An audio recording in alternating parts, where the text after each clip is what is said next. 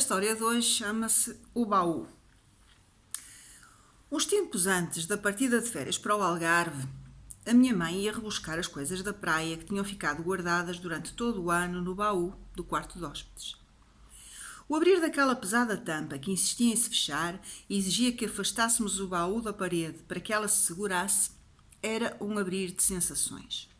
Apesar do frio do inverno, do gelo e da umidade, permanecia nas toalhas de felpo o cheiro da maresia e do sol. Bastava levantar a tampa e logo aparecia o mar e a areia, o calor e os risos das férias. Era como um búzio que se encosta ao ouvido e semeia à nossa volta conchinhas e algas, recordações de mergulhos e água salgada. Era incrível como o pesado baú de couro com pregos dourados na tampa tinha conseguido guardar durante tantos meses o cheiro das férias. Nem era preciso fechar os olhos. Bastava tocar nas toalhas, nos fatos de banho, guardados à parte, no saquinho próprio, nos brinquedos que lá no fundinho do balde ainda conservavam uma réstiazinha de areia. Era uma excitação total. Voltavam as imagens da Ria Formosa e da minha boia preta, uma câmara de ar enorme que me ajudava a perder o medo da água. Mais tarde tive uma boia a sério, um patinho amarelo, mas não foi tão resistente quanto o meu velho pneu. E recordava os bichinhos da ria, passeando na maré vasa de conchinha às costas, com perninhas de aranhiço que me faziam gritar de medo, mas ao mesmo tempo não deixar de os seguir, a querer saber para onde é que eles iam. E depois o ter de voltar para a toalha, sentar a comer o pão com marmelada, que eu deixava cair de propósito na areia para depois trincar os grãozinhos. Eu gostava. Ou então, o rebuscar na lata dos biscoitos, meia dúzia deles para encher a mão e depois mastigar devagarinho, observando as ondas e os estrangeiros que faziam ski aquático e que de vez em quando davam grandes trambolhões que me faziam explodir em gargalhadas. E eu via o pregão do homem dos gelados da Olá, enxuto, tisnado pelo sol, calças arregaçadas até ao joelho. Tão diferente da senhora dos bolos, uma mulher gorda que se arrastava pela areia com 2 cestos enfiados nos braços, fazendo avançar as pernas cheias de varizes. Pastéis de amêndoa, chamava ela. Pastéis de amêndoa. Eu nunca pedi para a chamarem, porque não gosto de bolos de frutos secos, mas ficava com pena daquela mulher já não muito nova, que ano após ano vi percorrer a praia a custo, parando e abrindo os cestos, recomeçando a andar, para parar mais adiante. O homem da Olé era diferente, era alegre e dizia piadas aos miúdos. Nada parecido com a versão atual, tipo pirata e a vender cornetos ou magnos. Não, naquele tempo havia apenas gelados de pauzinho, de laranja, de ananás ou então o perna de pau. Houve uma altura em que os pauzinhos davam prémio, mas na altura da praia guardavam-se sempre para ajudar a fazer e a decorar os castelos da areia. Já naquele tempo se organizavam concursos de construções na areia, mas o melhor que eu consegui fazer foi uma sereia disforme com cabelos de algas e 2 conchas no peito. Nada que valesse prémios, está-se a ver, comparada com as obras de muitos escultores de palmo e meio, que até dava pena depois ver destruídas pelas ondas. Nesses dias de concurso, a praia animava-se e vinha gente de outras zonas ver os putos de rabo para o ar, todos entretidos nas construções, e até mandavam palpites. Põe mais isto ou mais aquilo. Ou então acenavam com a cabeça, mostrando a sua admiração e, quem sabe, talvez desejosos também participarem e de poderem saltar para dentro daquele espaço vedado por fitas coloridas. Por exemplo, o meu pai era especialista em construir forninhos, montinhos de areia com um túnel escavado que às vezes se prolongava para me surpreender com uma mão a surgir da outra ponta e eu pensava que o braço dele era comprido. Houve outras alturas em que os gelados davam os bonequinhos de plástico, de cores diversas. Com essa coleção, a minha mãe resolveu forrar rolos de papel higiênico com papel bonito e colá-los em filinha lá em cima. Depois suspendia os vários rolos com um fio e pendurava-os num dos lados do armário do meu quarto. Não aprecia grande coisa a ideia e por isso, passado pouco tempo, foi tudo para o lixo. Até porque os bonequinhos se acabavam por ir descolando da superfície curva. Era o DIY da altura. Era mágico o momento em que a mãe anunciava: Vamos ver como estão as coisas da praia. E se dirigia para o tal quarto de hóspedes, que por falta destes estava quase sempre fechado, a não ser quando a cama servia para se estender alguma roupa em cima, esperando que a guardassem no armário. E normalmente eram só casacões que não cabiam nos armários dos nossos quartos e que por ali ficavam estendidos antes de irem passar a partilhar o cheiro a naftalina. Essa tal substância assombrosa que passa do estado sólido ao estado gasoso diretamente, deixando um cheiro inconfundível mal se entra no autocarro e logo se descobre quem foi ao armário buscar roupa. Nessas tralhas da praia estava um saco com os meus brinquedos. Balde, pás, forminhas, que eu desatava logo a espalhar pelo chão, recriando as brincadeiras de férias, o que dava logo asa que a minha mãe me repreendesse. Está quieta com isso, já estás a espalhar tudo, assim vais-te já embora. E eu parava aparentemente de brincar e ficava a brincar em pensamento.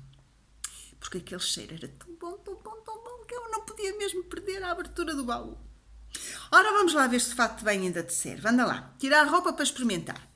Toca a tirar os sapatos, fazendo equilíbrios trapalhões, e a despir para cima, enfiar uma tripa desbotada e já a deslaçar.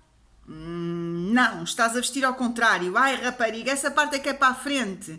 Vá, anda lá. E a constatação quase evidente. Já não te serve. As alças torcidas, que eu não conseguira pôr direitas, retesavam-se nos meus ombros ossudos. E eu olhava para baixo, achando que devia estar ridícula, no meio de um quarto que ninguém usava, descalça, com fato de banho às bolinhas enfiado por cima das cuecas. Vá, tira. Tenho que te comprar outro e vamos à costureira para te fazer um robe. A casa da senhora Otília cheirava a flores e das janelas abertas esvoaçavam cortinas brancas e transparentes. Parecia uma casa de bonecas, térrea, ao fundo da rua, sempre a descer ao lado direito. O quarto era pequenino, de teto baixo, e a única coisa interessante era um despertador daqueles grandes, com o rato Mickey que havia em cima da mesa de cabeceira. Recebia-nos sempre com um ar de mulher doente, fosse de verão ou de inverno, com um casaquinho de malha cinzento que lhe apertava o peito de uma forma que me faz lembrar quando queremos escorrer o soro de um iogurte e o deixamos cair todo sobre a banca porque ele nos foge para se esborrachar junto ao ralo. Ideias. Bem, eu não sei se a ideia do robe de praia veio dos figurinos ou se saiu mesmo da cabeça da minha mãe.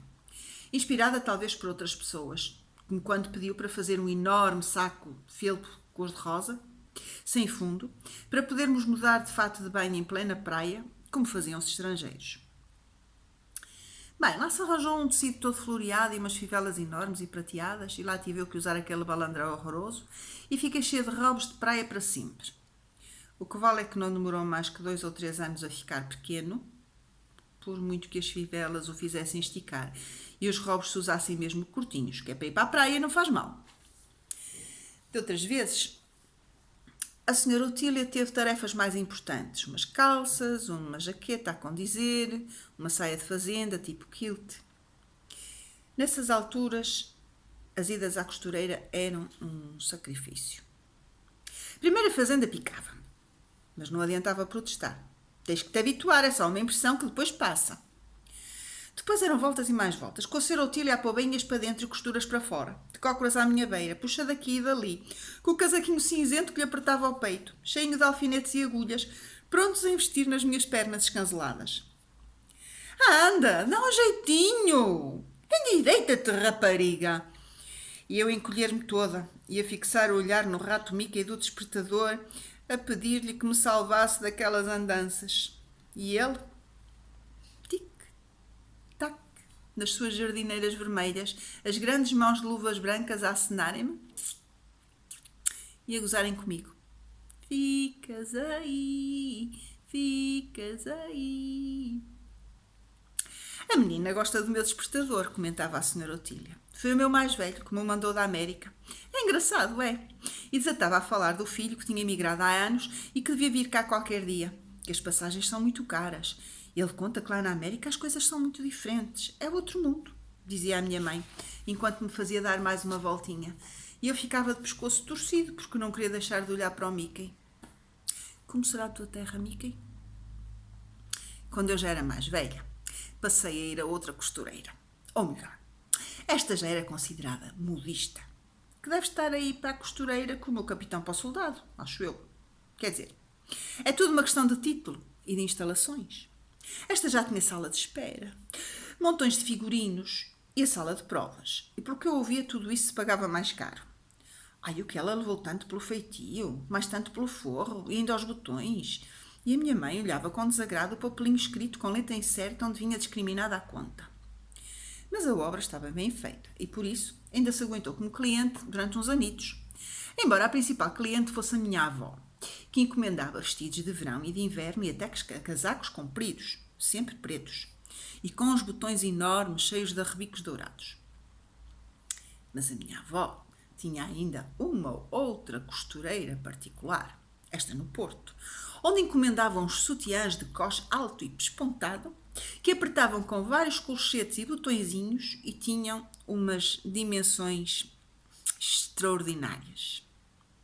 Do lado esquerdo, junto ao coração, pendurava um alfinete de bebê com as medalhinhas da sua devolução lá enfiadas, especialmente a medalha milagrosa, que já era da minha bisavó, e a quem pedia todas as noites proteção, entre Ave Marias e Pais Nossos. Enormes sutiãs, complicadíssimos de apertar, cuja cor variava do bege ao salmão, nem sempre a condizer com as combinações de nylon que se compravam na loja da Dona Celeste e que vinham em caixas de cartão forradas a papel macio.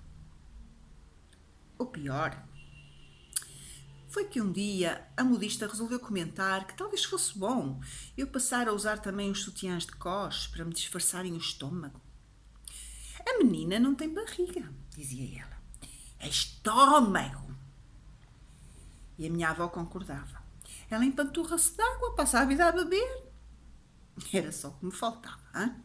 Não bastassem as alfinetadas, as fazendas picantes, o encolher a barriga quando ela se aproximava de fita métrica em punho, o conter a respiração enquanto ela não assentasse os 70 centímetros da praxe no caderninho das medidas, o ter que me sujeitar aos modelos da burda, que já lá estavam há anos, a indecisão se ficaria melhor godés ou pregas, se as pinças estavam simétricas e me favoreciam o busto, abundante, já agora, se o cós media 2 ou 3 dedos, ficava mais acima ou abaixo do joelho, eu a puxar a parte para cima, a minha mãe a dizer para baixo, e agora ainda sugeria sutiãs que pareciam uma cinta. Foi a gota d'água. Não quero me ir mais à costureira ou modista ou lá o que seja. Ai, abençoado, pronto a vestir. Isso mesmo, prontinho. É só experimentar. Serve? Tudo bem. Não serve? Adiante, que atrás vem gente.